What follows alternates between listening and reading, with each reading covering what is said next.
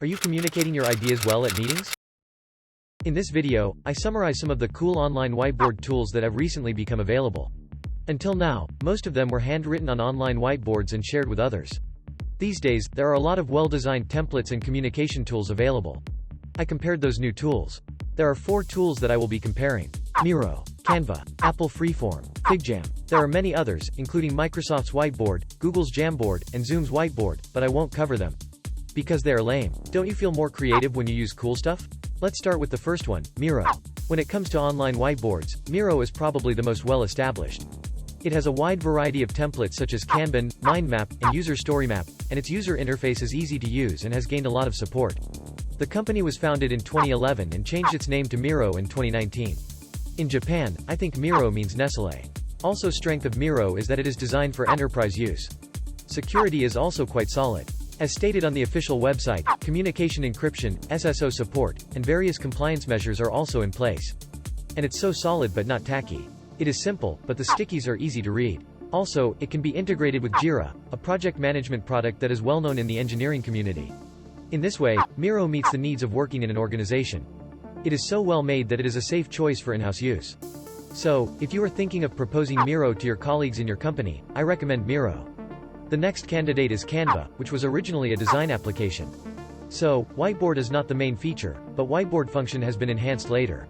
It can also do a lot of things in terms of design. It can create images for Instagram and Facebook, create vertical videos for TikTok, Instagram, Facebook, etc., create YouTube thumbnails, and much more. Also, you can also create PowerPoint-like presentations, small videos, business cards, and even postcards. There are many features that allow you to create content for free, and I use them often. In that sense, even if you don't use the whiteboard function, I recommend it. I think there is no harm in downloading and using it now. As a product, the concept is totally different from Miro, so I think Canva is suitable for personal use. Since it is originally a tool for design, the screen is easy to understand, and above all, it is cool. The biggest appeal of Canva is that it makes you feel stylish when you use it, or rather, it makes you look like a stylish person even if you have no sense of fashion. So if you think you don't have any sense of style, this is the perfect tool for you. Next on the list is Apple's Freeform. This is an Apple-produced product, so it is no surprise that it is well made.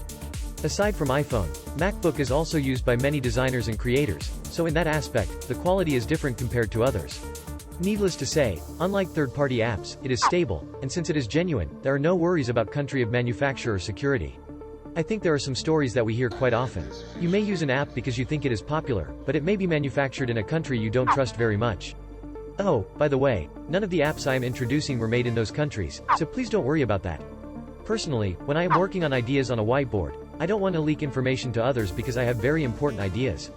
I don't think it is an option if I can't use it safely with such things or risk having it stolen. Of course, it doesn't mean that the country is no good, but from the user's point of view, I think you may worry about the risk, because you don't know what's in the product. So, even if the product is well known, I try to check the company developing the product. Now, the last one is FigJam. This is another tool that, like Canva, has evolved from the design system. There is an original application called Figma, which allows web design and application design. It is a tool for creating actual app images, or in engineering terms, prototypes and mocks, rather than creating it as an actually working system. Since these tools are used to design applications that are easy to use for users, it goes without saying that the tools themselves are also excellent in terms of design and are concerned with the design.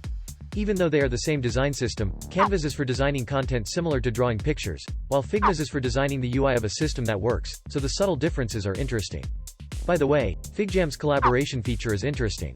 You can chat and stamp while everyone is drawing together. It's a great way to collaborate ideas and inspiration in a timely manner. Now that I have introduced 4 of them, you may be wondering which one to use. I will summarize my recommendations at the end. If you are going to use it in a company where you need to come up with important ideas, you should use Miro. On the other hand, if you are using it for personal use or in a small organization, Canva is a good choice.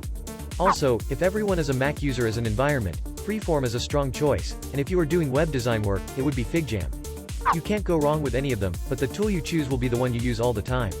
If you're going to be creative, why not be particular about the tools you use? This channel will quickly bring you interesting tech news. If you're interested in watching again, please subscribe to the channel and wait for the next video. Thank you very much.